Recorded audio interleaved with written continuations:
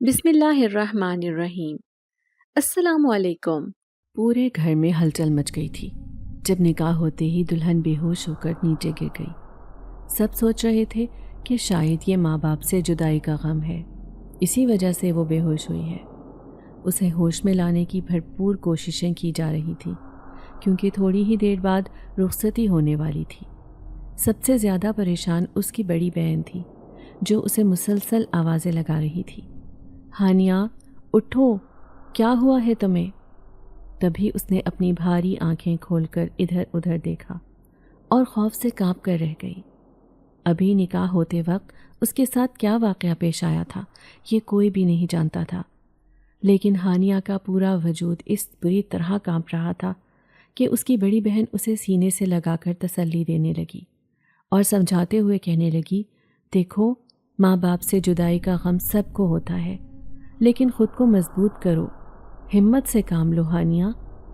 لیکن وہ جو لال جوڑے میں ملبوس بے حد خوبصورت لگ رہی تھی، بس پھٹی پھٹی نگاہوں سے ادھر ادھر دیکھے جا رہی تھی، جیسے اس کی نظریں کسی کو تلاش کر رہی ہوں۔ ابھی ابھی تھوڑی دیر پہلے نکاح پڑھانے کے لیے ایک عجیب و غریب سا نوجوان اندر آیا تھا، جس کی آنکھوں میں دیکھتے ہی اس پر نہ جانے کیا خوف سوار ہوا کہ وہ لہرائی اور بے ہوش ہو کر گر گئی۔ جیسے ہی نکاح خواہ نے اس سے پوچھا کہ اسے یہ نکاح قبول ہے تو اس نے نظر اٹھائی تھی، لیکن اچانک سے سارے منظر دھندلا گئے۔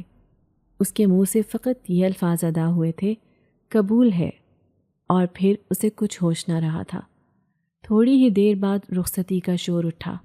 وہ ہانیہ جو کچھ دیر پہلے غم سے بے ہوش ہو چکی تھی، لیکن اپنی رخصتی کے وقت اس نے ایک آنسو بھی نہیں بہایا، بلکہ سراسیمہ نگاہوں سے ادھر ادھر دیکھتی رہی۔ حالانکہ برابر میں چلتا اس کا دلہا بھی حیران تھا کہ میری دلہن بڑی ہی عجیب و غریب ہے، جسے کسی سے ملنے کا ہوش نہیں، بلکہ شاید اس کی نظریں کسی کو تلاش کر رہی ہیں۔ لیکن وہ بیچارہ نہیں جانتا تھا کہ سہاگ رات میں اس کے ساتھ بڑا ہی خوفناک واقعہ پیش آنے والا ہے۔ اس پیاری اور معصوم سی لڑکی کا نام ہانیہ تھا۔ وہ 3 بہنیں اور 2 بھائی تھے۔ ہانیہ اپنی بہنوں میں سب سے خوبصورت لڑکی تھی، لیکن شاید شروع سے ہی اس کی قسمت خراب تھی۔ جب وہ کہیں بھی جاتی تو واپس آتے ہی اسے بخار ہو جاتا۔ اس کی ماں کا خیال تھا کہ اس کی خوبصورت بیٹی کو نظر لگ جاتی ہے، نہ جانے یہ نظر بد تھی یا کوئی اور مسئلہ۔ وہ اکثر ہی بیمار رہا کرتی تھی، کبھی نزلہ زکام ہوتا تو کبھی بخار۔ وہ کبھی ٹھیک ہی نہیں رہتی تھی۔ اکثر عورتیں اسے دیکھ کر کہا کرتی کہ تمہاری بیٹی کو کسی کی بہت بری نظر ہے، تبھی تو یہ بیمار رہتی ہے، کیا تم نے کبھی اس کا علاج کروانے کی کوشش نہیں کی؟ اب ہانیہ کی ماں سر تھام لیتی۔ اگر اسے کوئی بیماری ہوتی تو وہ اس کا علاج کرواتی، لیکن یہ بیماری تو نہ سمجھ آنے والی تھی کہ اس کی بیٹی معمولی سی بات پر ہی اپنا سر پکڑ کر بیٹھ جاتی ہے۔ کبھی کہتی کہ میرے سر میں درد ہے تو کبھی اسے ہلکا ہلکا بخار ہو جاتا۔ شادی بیاہ میں جاتے وقت بھی وہ اسے زیادہ تیار نہیں ہونے دیتی تھی۔ اس کے لمبے سے بال بہت خوبصورت تھے۔ ایک بار جب اس کی کزن کی شادی تھی، اس کی عمر صرف 17 سال تھی۔ وہ لمبے لمبے بال کھولے نیلے رنگ کے جوڑے میں ملبوس کسی پری کی طرح دکھائی دے رہی تھی۔ جیسے ہی اس شادی میں گئی، اچانک رات کو اس کی طبیعت خراب ہو گئی۔ سب لوگ واپس آ گئے، لیکن وہ راستے میں ایک درخت کے نیچے سے گزرتے ہوئے اچانک وہیں پر گر کر بے ہوش ہو گئی۔ وہ دن تھا اور آج کا دن۔ ہانیہ کی ماں نے کبھی اسے پھر دوبارہ کسی شادی میں یوں تیار کر کے نہیں بھیجا تھا۔ لوگ کہتے تھے کہ وہ بہت خوبصورت ہے، اس کا حسن پریوں کی طرح ہے، لیکن یہی خوبصورتی اب اس کی آنکھوں میں کھٹکنے لگی تھی۔ وہ جب بھی اپنے آپ کو آئینے میں دیکھتی تو نہ جانے کیوں اسے اپنے آپ سے بھی ڈر لگتا تھا۔ وہ اپنی بہنوں میں سب سے چھوٹی تھی اور بھائیوں میں بھی، اسی لیے سب اس کا بہت خیال رکھتے تھے، کیونکہ وہ اپنے ماں باپ کی آخری اولاد تھی۔ پھر اس کے بڑے بھائی اور دونوں بہنوں کی شادی ہو گئی۔ اب وہ بھی 21 سال کی ہو چکی تھی، لیکن خاندان والے اس کے بارے میں عجیب باتیں کرتے کہ اس لڑکی سے کون شادی کرے گا جو ہر وقت بیمار رہتی ہے۔ وہ اتنی کم گو ہے کہ اس سے بات کرنے کے لیے گھنٹوں انتظار کرنا پڑتا ہے۔ لیکن کوئی نہیں جانتا تھا کہ ہانیہ کی زندگی میں ایک عجیب بات ہو چکی ہے جس سے اس کے ماں باپ بھی واقف نہیں تھے۔ وہ اپنی اس بھیانک اور عجیب بات کو کسی سے بھی شیئر نہیں کر سکتی تھی، اسی لیے یہ بات اس نے اپنے دل میں ہی دبا لی تھی۔ لیکن اب جب اس کے ماں باپ اس کے لیے رشتہ تلاش کر رہے تھے تو وہ کوشش کر رہی تھی کہ اس کی ذات کی وجہ سے کسی کو کوئی نقصان نہ پہنچے، یا پھر کسی کو یہ احساس نہ ہو کہ وہ دوسروں کے لیے بوجھ ہے۔ وہ سب کے سامنے اچھی بننے کی کوشش کر رہی تھی۔ پھر انجانے لوگوں میں سے اس کا رشتہ آیا جنہوں نے پہلی نظر میں ہی اسے دیکھتے ہی پسند کر لیا تھا۔ سامنے بیٹھی اس کی نند کہنے لگی، ہمیں اپنے بھائی کے لیے ایسی ہی پیاری اور خوبصورت لڑکی کی تلاش تھی۔ آخر کو میرا بھائی فوج میں ہے، یہ ہر لحاظ سے ایک خوبصورت جوڑی ہوگی۔ سامنے بیٹھی وہ لڑکی اس کی تعریفوں کے پل باندھ رہی تھی، جبکہ وہ نظر جھکائے ایسے بیٹھی تھی جیسے کسی نے اسے زبردستی وہاں بیٹھنے پر مجبور کیا ہو۔ پھر اس کی منگنی ہو گئی تھی، لیکن وہ اب پہلے سے بھی زیادہ خاموش رہنے لگی تھی۔ گھر میں اس کی شادی کی تیاریاں ہو رہی تھیں، لیکن اس کا دل نہ جانے کیوں اتنا بوجھل ہو رہا تھا۔ سب کہتے کہ وہ ہنسنا بولنا سیکھے، اتنا خاموش رہو گی تو سسرال والے تم پر باتیں بنائیں گے، لیکن اسے کسی کی بات سمجھ ہی نہیں آتی تھی۔ حالانکہ جب اس کی بڑی بہن نے اسے ایک تصویر تھمائی اور کہنے لگی، یہ دیکھو تمہارا ہونے والا شوہر ایسا ہے، اس نے نظر اٹھا کر اس تصویر کی طرف دیکھا بھی نہیں۔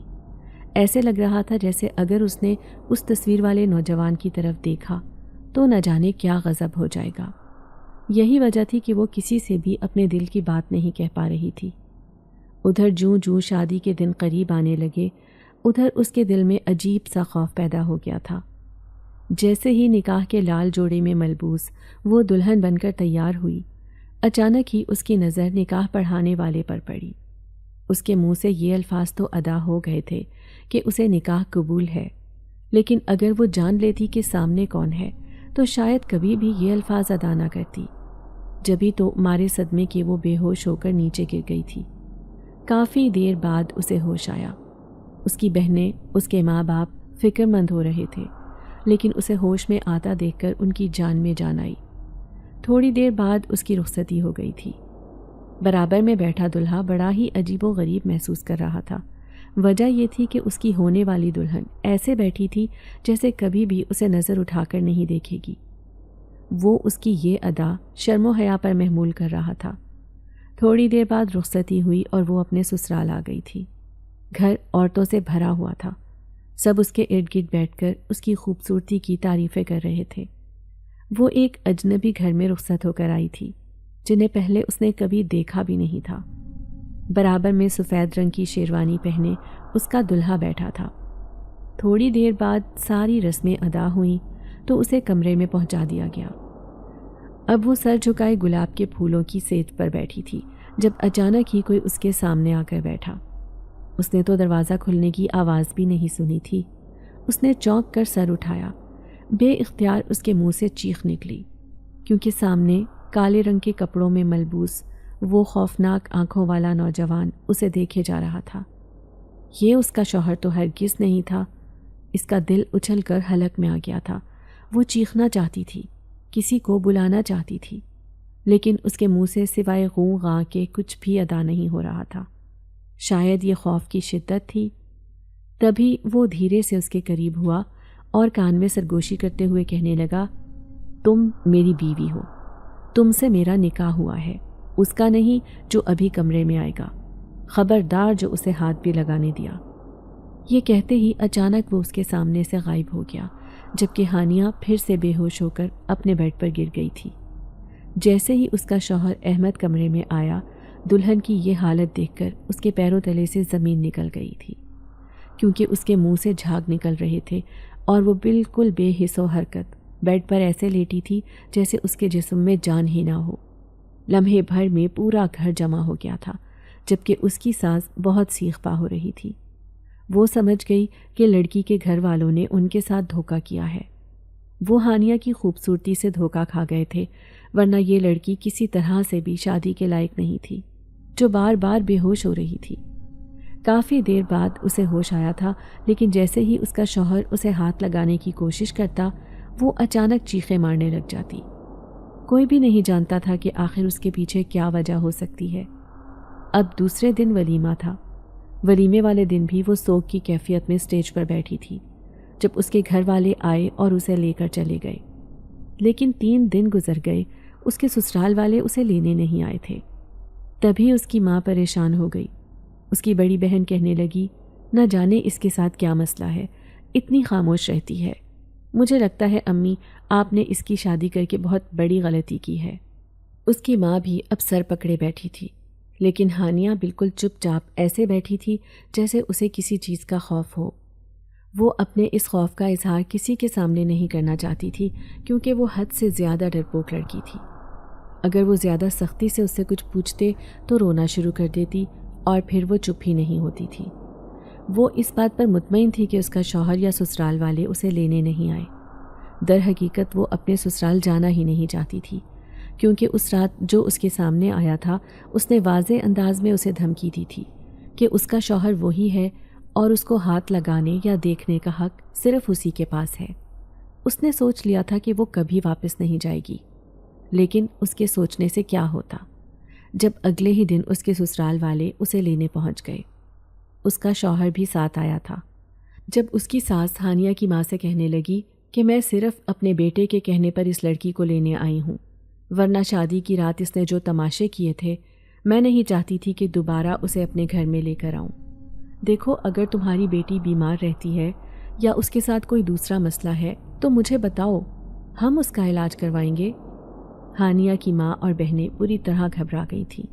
پھر اس کی ماں کہنے لگی، ارے بہن، میری بیٹی کے ساتھ کوئی مسئلہ نہیں ہے، بس ایک مسئلہ ہے کہ شروع سے ہی اسے بہت جلدی نظر لگ جاتی ہے اور اسے بخار ہو جاتا ہے۔ یہ مسئلہ اسے بچپن سے ہی ہے، لیکن اس کے علاوہ کوئی نقص نہیں ہے۔ ہانیہ کی ساس اسے تیز نظروں سے دیکھ رہی تھی، جو سر جھکائے ایسے بیٹھی تھی جیسے گونگی بہری ہو۔ پھر بالآخر وہ اپنے سسرال میں واپس آ گئی۔ اس کا شوہر بہت خوش تھا کہ وہ واپس آ گئی ہے۔ جو کچھ بھی تھا، اسے اس خوبصورت لڑکی سے محبت ہو چلی تھی۔ اب وہ اس کے سامنے بیٹھا تھا۔ کہنے لگا، شادی کی رات تو تم نے مجھے ڈرا ہی دیا تھا، لیکن اب لگتا ہے کہ تمہاری طبیعت بالکل ٹھیک ہو گئی ہے۔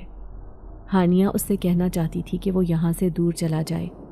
اس کے گھر والوں نے زبردستی اسے اس کے ساتھ یہاں بھیجا ہے، لیکن وہ اپنے منہ سے ایک لفظ بھی نہ کہہ سکی۔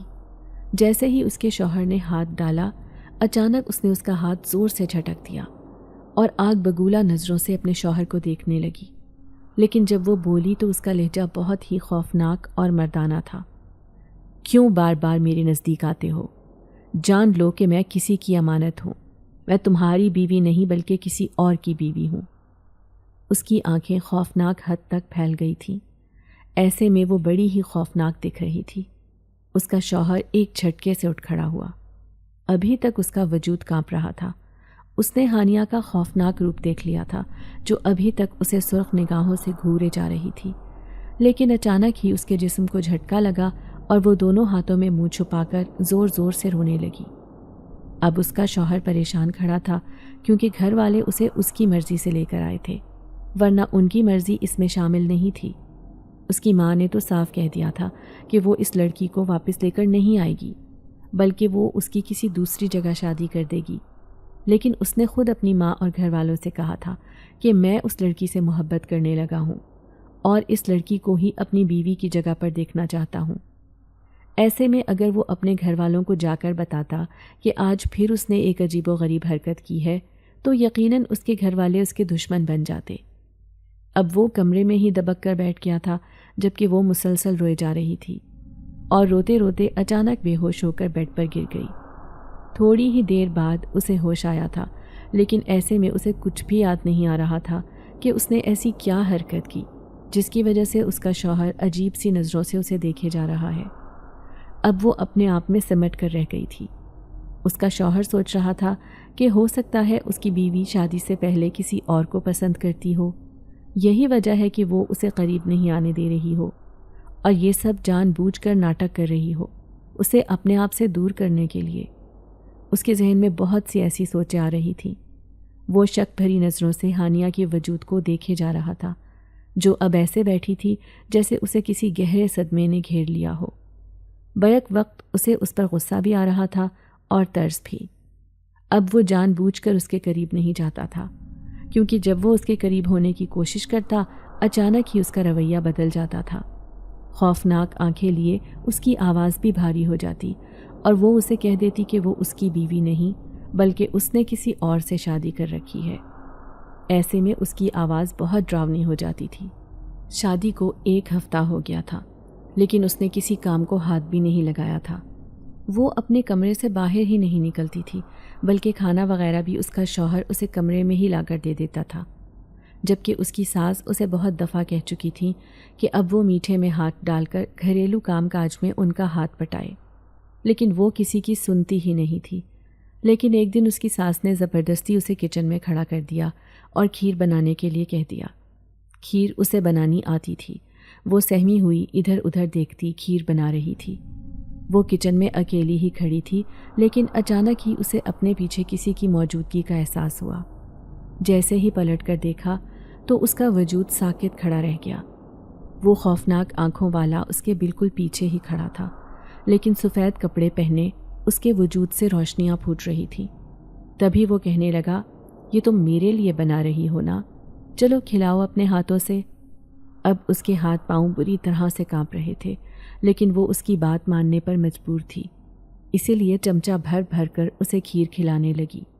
دیکھتے ہی دیکھتے پورا دیگچہ خالی ہو گیا اور وہ بالکل بت بنی اس کے سامنے کھڑی رہی، جس کا پیٹ ہی نہیں بھر رہا تھا، لیکن اس کا چہرہ خوشی سے لبریز لگ رہا تھا۔ ایسے لگ رہا تھا جیسے ہانیہ کی اس حرکت نے اسے بہت خوش کر دیا ہو۔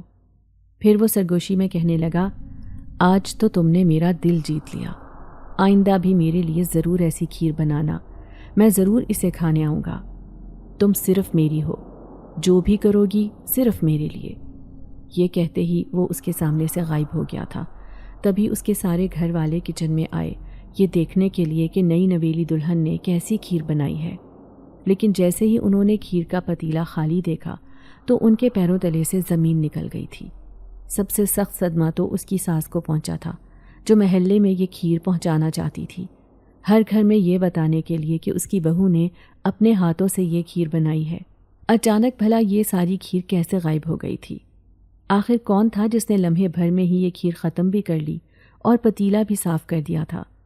وہ غصے سے ہانیہ کو دیکھ رہی تھی، جو اب پاگلوں کی طرح انہیں دیکھے جا رہی تھی۔ ان کے سوالوں کے جواب میں اس کے پاس کوئی بھی جواب نہیں تھا۔ وہ دیوار سے ٹیک لگائے انہیں دیکھے جا رہی تھی۔ تبھی اس کی نند کہنے لگی، کھیر کی خوشبو تو اتنی اچھی آ رہی تھی، میں تو خوش ہو گئی کہ ہماری بھابھی کو کھانا بنانا آتا ہے، لیکن یہ کیا، کہیں اس نے ساری کھیر پھینک تو نہیں دی ہے؟ وہ جلدی سے کہنے لگی، نہیں نہیں، میں نے کھیر پھینکی نہیں ہے، بلکہ اس نے ساری کھیر ختم کر دی ہے۔ کس نے؟ اب اس کی ساس حیرت سے پوچھ رہی تھی۔ اب وہ انہیں کیا بتاتی؟ اچانک ہی اس کے ہاتھ پاؤں ٹھنڈے ہو گئے، ایسے لگ رہا تھا سارے گھر والے اسے مل کر مارنے لگ جائیں گے۔ تبھی وہ وہیں لہرا کر گر گئی تھی اور ہوش و حواس سے بیگانہ ہو گئی۔ شام تک گھر میں خوب ہنگامہ پھیل گیا تھا۔ اس کا شوہر بھی آفس سے واپس آ گیا تھا۔ اس کی ساس نے ساری کارگزاری اس کے شوہر کے سامنے بیان کر دی تھی۔ اسی وجہ سے میں اس لڑکی کو واپس لے کر آنا نہیں چاہتی تھی۔ دیکھو یہ لڑکی بیمار ہے، ذہنی مریض ہے۔ پہلے اس نے کھیر بنائی، پھر ساری سنک میں بہا دی۔ میں اسے ہرگز اپنے گھر میں برداشت نہیں کروں گی، ایسے تو یہ ہمارے گھر کا نقصان کرتی رہے گی۔ میں کہتی ہوں ابھی اور اسی وقت اسے اس کے گھر چھوڑ کر آؤ۔ اس کا شوہر حیران تھا۔ وہ اپنی بیوی کی حالت دیکھ رہا تھا، جو ابھی ابھی ہوش میں آئی تھی، لیکن حد سے زیادہ کمزور لگ رہی تھی، جیسے اس نے صبح سے ایک نوالا بھی نہ کھایا ہو۔ بجائے اپنی ماں کی بات پر اس کے دل میں نفرت آنے کے، الٹا اپنی بیوی سے اسے شدید محبت محسوس ہو رہی تھی۔ وہ عجیب صورتحال میں گھرا تھا۔ پھر اپنی ماں کو مطمئن کرنے کے لیے کہنے لگا، آپ پریشان مت ہوں، میں اسے سمجھانے کی کوشش کروں گا، میں اس سے پوچھوں گا کہ اس کے ساتھ کیا مسئلہ ہے۔ اس نے بات کو جیسے تیسے کر کے ٹال دیا تھا، لیکن سارے گھر والے اس سے نالا نظر آ رہے تھے۔ تبھی وہ کمرے میں گیا۔ ہانیہ دونوں ہاتھوں میں منہ چھپا کر بری طرح رو رہی تھی۔ وہ اپنے شوہر کا سامنا کرنا نہیں چاہتی تھی۔ کیسے بتاتی کہ ایک ایسا خوفناک وجود اس کے پیچھے پڑا ہے جو آج سے نہیں بلکہ پچھلے کئی سالوں سے اس کے ساتھ ساتھ رہتا ہے، لیکن آج تک اس نے اس کے بارے میں کسی کو کچھ نہیں بتایا۔ یہی وجہ تھی کہ وہ مسلسل شادی سے انکار کر رہی تھی، لیکن گھر والوں نے اس کی زبردستی شادی کر دی اور اب وہ کسی دوسرے انسان کی زندگی بھی برباد کر رہی تھی۔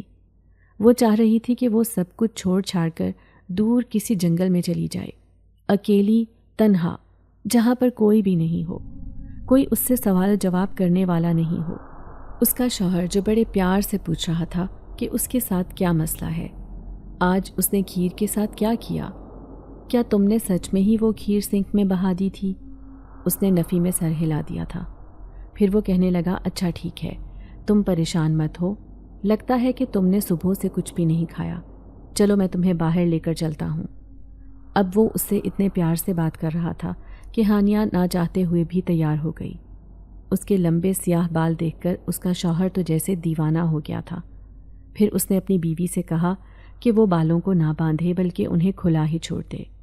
آج وہ حد سے زیادہ خوبصورت لگ رہی تھی۔ جب گلابی رنگ کے جوڑے میں ملبوس تیار ہو کر وہ کمرے سے باہر نکلی تو سارے گھر والے اسے دیکھتے رہ گئے تھے۔ اس کی ساس نے غصے سے منہ پھیر لیا۔ آج اس نے اتنا بڑا نقصان کر دیا تھا، جبکہ اس کا بیٹا پھر بھی اپنی بیوی کے خوب چاؤ چونچلے اٹھا رہا تھا، لیکن چونکہ وہ اس کا اکلوتا بیٹا تھا اور وہ اسے کسی بھی قیمت پر کھونا نہیں چاہتی تھی، یوں وہ دونوں باہر گھومنے پھرنے چلے گئے تھے۔ دونوں نے ایک ساتھ کھانا کھایا۔ ہانیہ کے دل میں اپنے شوہر کے لیے عجیب سی محبت ابھر رہی تھی، لیکن وہ اپنی اس محبت کا اظہار کرنا نہیں چاہتی تھی۔ کھانا کھا کر وہ سڑک کنارے کھڑی تھی کیونکہ اس کا شوہر گاڑی نکالنے گیا تھا۔ تبھی جیسے ہی وہ گاڑی کی طرف دیکھنے لگی، اچانک ہی جیسے سب کچھ اس کی نظروں سے اوجھل ہو گیا۔ وہ پاگلوں کی طرح ادھر ادھر دیکھتی اپنے شوہر کو تلاش کرنے کی کوشش کر رہی تھی، لیکن ایسا لگ رہا تھا جیسے اس کا شوہر کہیں کھو گیا ہے۔ وہ وہاں سے دور ہوتی اپنے شوہر کو تلاش کرنے کے لیے ادھر ادھر جانے لگی۔ آگے ہی آگے آتے وہ اس راستے سے بہت دور نکل آئی تھی۔ یہاں تو صرف درخت ہی درخت تھے۔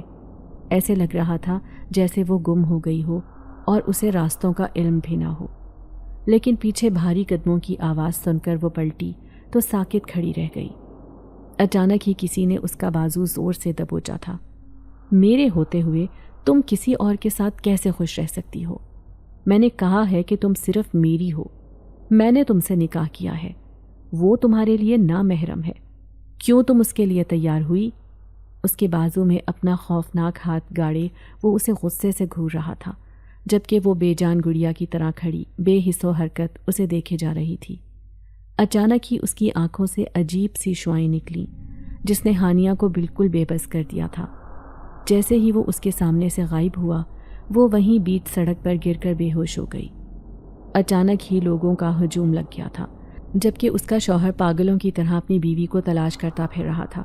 جب وہ گاڑی نکال کر لایا تو ہانیہ وہاں سے غائب تھی جہاں وہ اسے کھڑا کر کے گیا تھا، لیکن جیسے ہی اس نے لوگوں کا رش دیکھا تو دھڑکتے دل کے ساتھ وہ اس جگہ پر آیا تھا جہاں پر اس کی بیوی بے حس و حرکت بے ہوش زمین پر پڑی تھی۔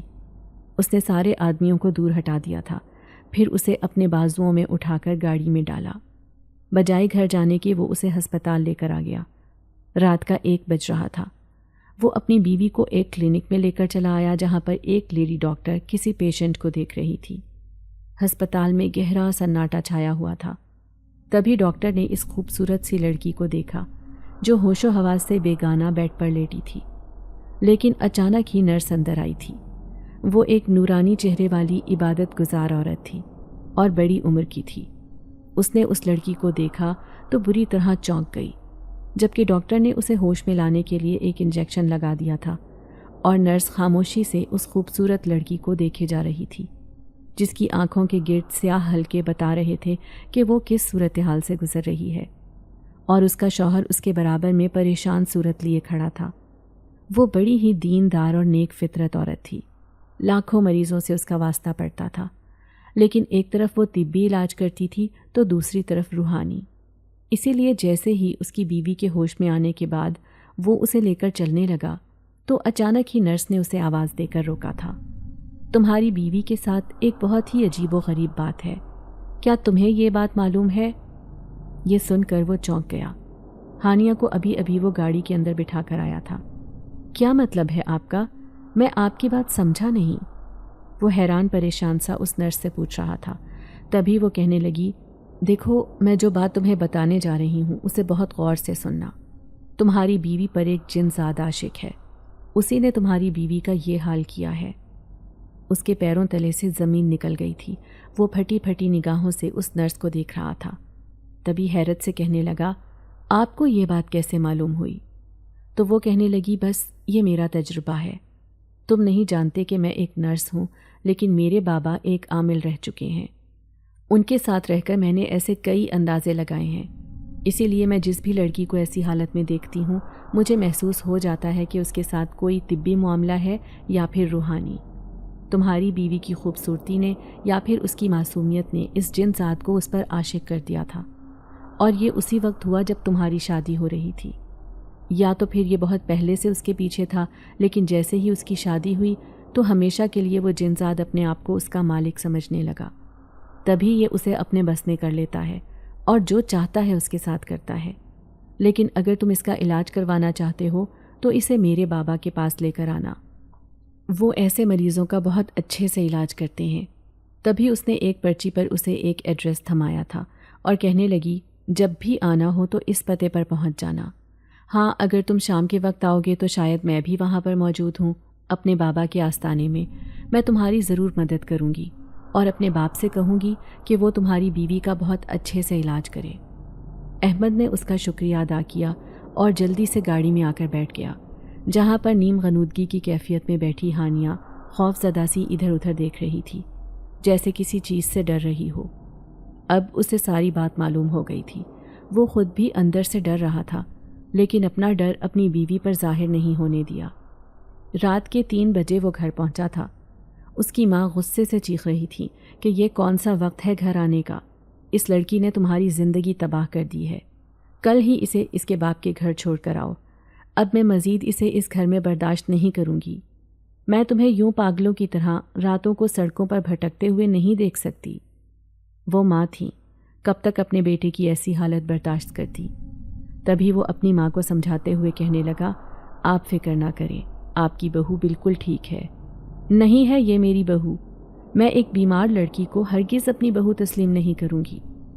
ہانیہ جو سر جھکائے کھڑی تھی ان کی اونچی آواز پر سہم گئی، لیکن اچانک ہی تھوڑی دیر بعد اسے اپنی ساس کے چیخنے کی آواز آئی تھی۔ وہ بری طرح خوفزدہ ہو کر چلا رہی تھی۔ لمحے بھر میں پورا گھر جمع ہو گیا تھا۔ جب احمد نے اپنی ماں سے پوچھا کہ انہیں کیا ہوا ہے تو وہ کہنے لگیں کہ میں نے ابھی ابھی اپنے بستر کے پاس کسی خوفناک چہرے والے آدمی کو کھڑے ہوئے دیکھا، لیکن جیسے ہی میں اٹھ کر بیٹھی تو وہ لمحے بھر میں غائب ہو گیا۔ میں نے اس کے خوفناک ہاتھ اپنی طرف بڑھتے ہوئے محسوس کیے تھے۔ وہ بری طرح خوفزدہ ہو کر لڑکھڑاتی زبان میں یہ بات کر رہی تھی۔ لمحے بھر میں ہی احمد کی سمجھ میں سب بات آ گئی۔ وہ سمجھ گیا کہ یہ سب اس نے کیا ہے جو اس کی بیوی پر عاشق ہے۔ یہ یقیناً اس جن ذات کا کارنامہ ہے۔ یقیناً اس کی ماں نے ہانیہ کو نفرت بھری نظروں سے دیکھا تھا اور اسے اس گھر سے نکالنے کی بات کی تھی۔ تبھی وہ غصے میں آ گیا اور اس کی ماں کے سامنے اپنی موجودگی ظاہر کر دی۔ اب بہت ضروری ہو گیا تھا کہ ہانیہ کا علاج کروانا چاہیے، اسی لیے کیونکہ نہ صرف احمد کو اس کی زندگی عزیز تھی بلکہ وہ اپنی بیوی سے محبت بھی کرنے لگا تھا۔ وہ نہیں چاہتا تھا کہ اب مزید وہ کسی قسم کی تکلیف برداشت کرے۔ تب اسی دن وہ ہانیہ کے سامنے بیٹھا اور اس سے کہنے لگا، کیا تمہیں معلوم ہے کہ تمہارے ساتھ کیا مسئلہ ہے؟ جواب میں ہانیہ کی خاموشی نے اس کے لیے کئی سوالات کھڑے کر دیے تھے۔ تبھی وہ بے بسی سے کہنے لگی، ہاں میں جانتی ہوں کہ میرے ساتھ کیا ہوتا ہے اور کیوں ہوتا ہے، لیکن میں نے آج تک اپنی زبان کسی کے سامنے نہیں کھولی، صرف اسی وجہ سے کیونکہ میں اس سے بہت زیادہ ڈرتی ہوں۔ اس کے سائے سے بھی میں پناہ مانگتی ہوں۔ لیکن یہ بات بہت پرانی ہے۔ یہ اس وقت کی بات ہے جب میری عمر 17 برس تھی اور میں ایک شادی کی تقریب میں گئی تھی۔ وہ شادی بڑی ہی عجیب و غریب تھی کیونکہ جس لڑکی کی شادی تھی اس کی بارات واپس لوٹ گئی تھی۔ عجیب غم کا ماحول تھا، ایسے میں کسی نے بھی کھانا نہیں کھایا۔ لیکن اچانک ہی ایسے ماحول میں میری طبیعت خراب ہو گئی کیونکہ میں بچپن سے ہی بیمار رہا کرتی تھی۔ پھر واپسی میں بھائی مجھے چھوڑنے جا رہا تھا جبکہ سارے گھر والے ابھی وہیں پر تھے۔ کیونکہ لڑکی کے گھر والے کس قدر صدمے سے گزر رہے تھے۔ میں اپنے بھائی کے ساتھ واپس آ رہی تھی جب اچانک میں ایک درخت کے نیچے کھڑی اس کی موٹر سائیکل ٹھیک ہونے کا انتظار کر رہی تھی، جو اچانک بیچ راستے میں ہی بند ہو گئی تھی۔ میں اس درخت کے نیچے کھڑی تھی جب مجھے اپنے کانوں میں سرگوشی کی آواز سنائی دی، بہت خوبصورت لگ رہی ہو۔ میں نے پلٹ کر دیکھا اور میں ساکت کھڑی رہ گئی کیونکہ میرے پیچھے کوئی بھی نہیں تھا۔ اب میں گھبرا کر بھائی کے پاس آئی جو قریب ہی کھڑا تھا، لیکن کسی نے میرے کندھے پر ہاتھ رکھا اور میرے منہ سے چیخ نکل گئی۔ تبھی میرے بھائی نے پلٹ کر دیکھا تو میرے پیچھے کوئی بھی نہیں تھا۔ وہ غصے سے کہنے لگا، ہانیہ یہ کیسی حرکتیں کر رہی ہو؟ میں خوفزدہ سی اس سے چمٹ گئی تھی اور کہنے لگی، جلدی گھر چلو بھائی، مجھے یہاں بہت ڈر لگ رہا ہے۔ عجیب سی صورتحال میرے ساتھ پیش آ رہی تھی، لیکن اس دن کے بعد سے ہی وہ میرے سامنے آنے لگا۔ وہ بڑا ہی عجیب و غریب اور خوفناک تھا، لیکن جب میری شادی ہونے لگی تب ایک مولوی صاحب میرے سامنے آ کر بیٹھے، لیکن ان کے وجود سے وہی مخصوص خوشبو اٹھ رہی تھی جو ہر بار اس کے سامنے آنے پر مجھے محسوس ہوتی تھی۔ وہ زور زبردستی نکاح پڑھا رہا تھا اور مجھے کہہ رہا تھا کہ میں ہاں کر دوں کیونکہ میں اس کی بیوی ہوں۔ اب وہ جب بھی میرے قریب آتا تو میں اپنے آپ کو اس کی بیوی سمجھتی۔ مجھے ایسے لگتا تھا کہ آپ میرے لیے نامحرم ہیں جبکہ وہی میرا شوہر ہے، اور ابھی بھی وہ میرے سامنے آ جاتا ہے، کبھی بھی کہیں بھی۔ جب بھی میں آپ کے قریب آتی ہوں یا پھر میں کسی کام میں ہاتھ ڈالتی ہوں تو وہ فوراً میرے سامنے آ جاتا ہے۔ سب لوگ سمجھتے ہیں کہ یہ ساری غلطی میری ہے، میں ہی جان بوجھ کر ایسی حرکتیں کرتی ہوں، لیکن کوئی بھی نہیں جان سکتا کہ میرے ساتھ کیا معاملات پیش آ رہے ہیں۔ وہ زور زور سے روتی ہوئی اپنے شوہر کو ساری کہانی بیان کر رہی تھی۔ تبھی احمد اسے تسلی دیتے ہوئے کہنے لگا، فکر نہ کرو، میں نے تمہارا علاج کرنے والا ڈھونڈ لیا ہے۔ ہانیہ نے چونک کر سر اٹھایا تھا۔ وہ کہنے لگی، کیا یہ ممکن ہے؟ تو وہ کہنے لگا، کیوں نہیں، اس دنیا میں ہر کام ممکن ہے اگر ہمت اور حوصلے سے کوئی کام کیا جائے۔ تم یاد کرو، تمہیں یاد ہے اس رات جب ہم کلینک میں گئے تھے؟ وہاں پر ایک نرس کھڑی تھی، بہت ہی نورانی شکل والی، 5 وقت کی نماز پڑھنے والی، وہ دیندار عورت تھی۔ اسی نے مجھے تمہارے بارے میں بتایا تھا کہ تمہارے ساتھ یہ مسئلہ ہے۔ وہ تمہیں ایک نظر میں ہی پہچان گئی تھی۔ اب میں تمہیں اس کے والد صاحب کے پاس لے کر جاؤں گا کیونکہ وہ ایک نیک عامل کی بیٹی ہے اور وہ کہہ رہی تھی کہ وہ تمہارا بہت اچھے سے علاج کروائے گی۔ احمد نے گویا اسے خوشخبری سنائی تھی، لیکن اچانک ہی ہانیہ بہت خوفزدہ نظر آنے لگی۔ وہ اس سے کہنے لگی کہ وہ اپنا علاج نہیں کروانا چاہتی، اسے ڈر ہے کہ کہیں وہ جنزاد اسے کوئی نقصان نہ پہنچا دے۔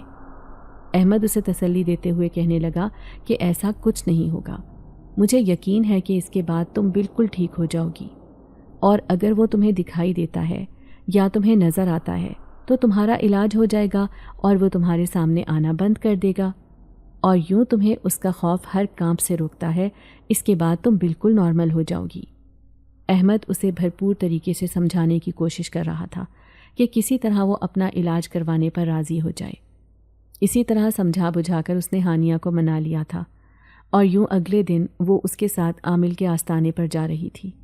گھر میں احمد نے کسی کو کچھ نہیں بتایا تھا کہ وہ کہاں جا رہے ہیں، بلکہ اس کی ماں جب اس سے پوچھنے لگی کہ وہ اس لڑکی کو اس کی ماں کے گھر چھوڑنے جا رہا ہے تو اس نے ہاں میں سر ہلا دیا تھا، لیکن اب وہ اسے عامل بابا کے آستانے پر لے آیا تھا۔ ابھی شام کا وقت تھا، 7 بجنے والے تھے۔ اسے یقین تھا کہ وہ نرس بھی اپنے باپ کے آستانے پر موجود ہوگی۔ جیسے ہی ہانیہ نے اس عامل کو دیکھا تو وہ حیران رہ گئی۔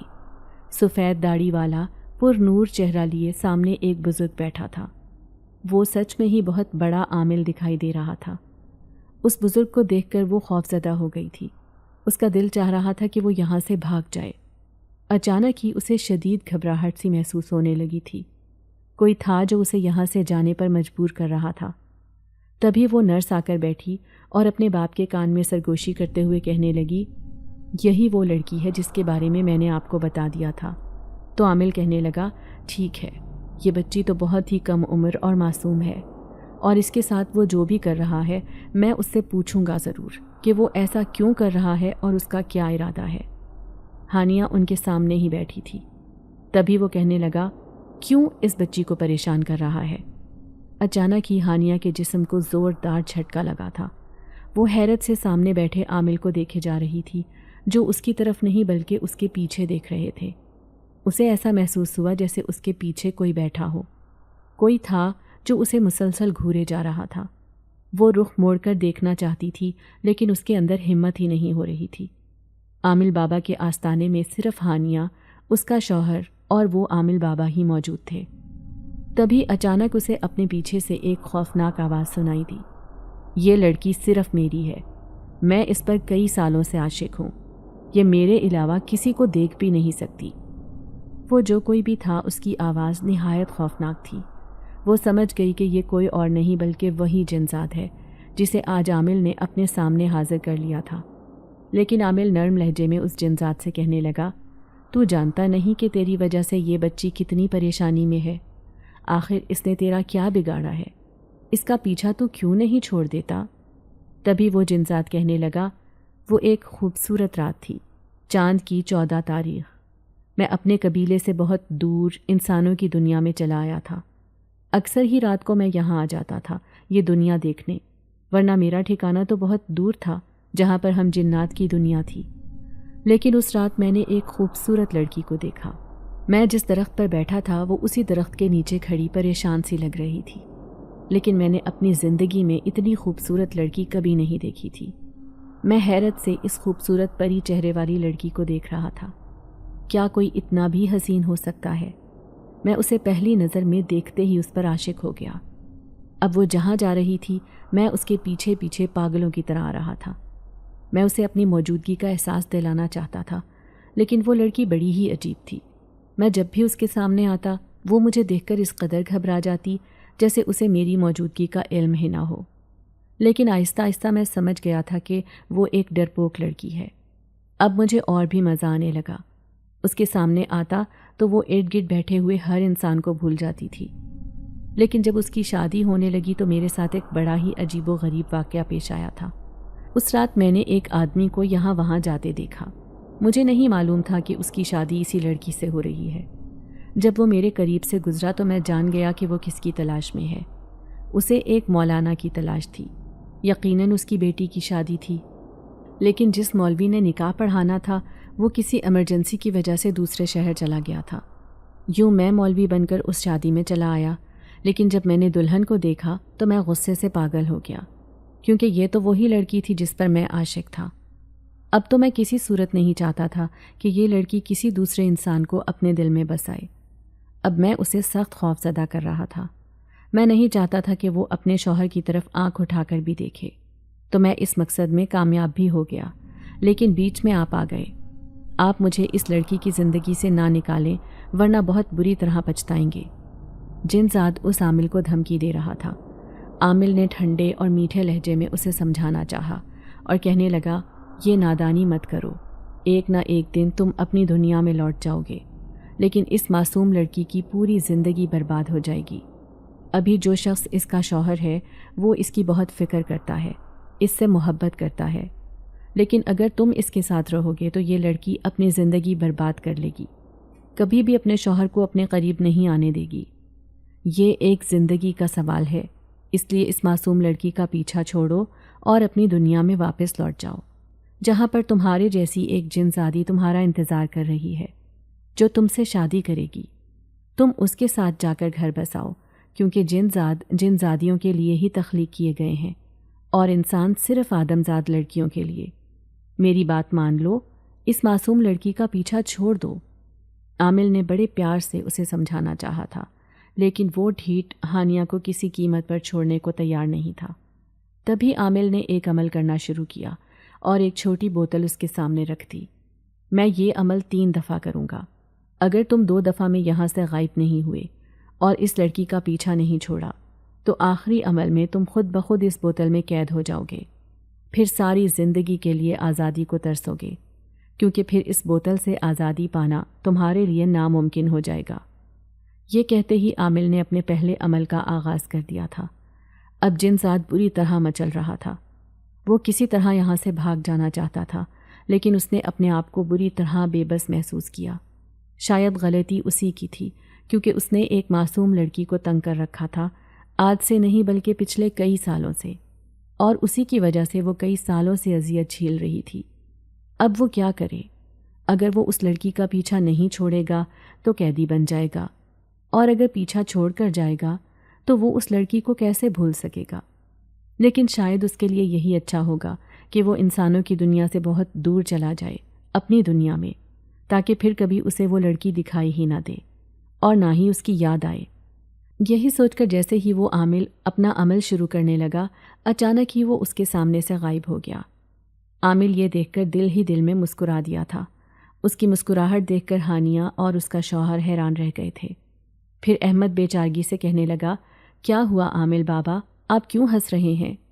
عامل اسے کہنے لگا، اس لیے کہ میں نے اسے صرف ڈرانے کے لیے یہ کہا تھا کہ میں اسے قید کر رہا ہوں، حالانکہ میرا یہ کام نہیں تھا، لیکن میری اس دھمکی نے کام کر دکھایا اور وہ سچ مچ میں اپنے آپ کو قیدی تصور کرتے ہوئے یہاں سے غائب ہو گیا۔ اب وہ ہمیشہ کے لیے اپنی دنیا میں چلا گیا ہے، کبھی نہ واپس آنے کے لیے۔ اس لیے تم دونوں بے فکر ہو کر جاؤ، اب وہ کبھی لوٹ کر نہیں آئے گا۔ احمد بہت خوش تھا، لیکن ہانیہ بہت ڈر رہی تھی۔ وہ کہنے لگی، ابھی بھی مجھے ڈر ہے کہ کہیں وہ واپس نہ آ جائے۔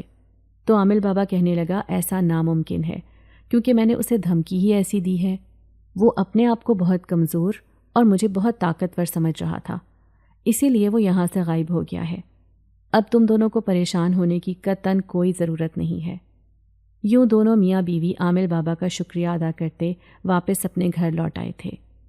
اس کی ماں ایک بار پھر سے ہانیہ کو برا بھلا کہہ رہی تھی، لیکن ہانیہ نے ان کی بات کا بالکل بھی برا نہیں مانا اور خاموشی سے اپنے کمرے میں آ گئی۔ آنے والی زندگی اس کے لیے بہت خوبصورت ثابت ہوئی تھی، کیونکہ وہ خوش تھی کہ اس کے ساتھ ایک ایسا ہم سفر ہے جو اس کی ہر بیماری اور تکلیف میں اس کا ساتھ نبھانے والا ہے۔ احمد اسے دل و جان سے چاہتا تھا۔ وہ حیران بھی ہوتا کہ پہلی نظر میں جب اس نے ہانیہ کو دیکھا تھا تو وہ لال رنگ کے جوڑے میں ملبوس دلہن بن کر اس کے سامنے بیٹھی تھی، اور اسی وقت اس کا اپنی بیوی پر دل آ گیا تھا، اور آج تک وہ اسی شدت سے اس سے محبت کر رہا تھا۔ اب وہ بالکل ٹھیک ہو چکی تھی۔ آخر اس کے ساس سسر اور اس کی بہنوں نے بھی اپنی بھابھی کو قبول کر لیا تھا، اور کیوں نہ کرتے؟ احمد ان کا اکلوتا بیٹا اور بھائی تھا۔ یوں احمد کے سنگ اس کی زندگی بہت حسین ہو گئی تھی۔ کبھی کبھار وہ اپنی پچھلی زندگی کے بارے میں سوچتی تو اسے یقین نہ آتا کہ ماضی میں اس کے ساتھ یہ سب کچھ ہو چکا ہے۔ اب وہ ایک ڈرپوک اور بیمار لڑکی نہیں رہی تھی، بلکہ احمد کے ساتھ نے اسے ایک نئی زندگی دے دی تھی۔ اگر آپ کو آج کی ہماری کہانی پسند آئی ہے تو اسے لائک کیجیے اور اپنے پیاروں کے ساتھ شیئر کیجیے، اور ہاں، اگر آپ نے ابھی تک ہمارا چینل سبسکرائب نہیں کیا تو ضرور کیجیے۔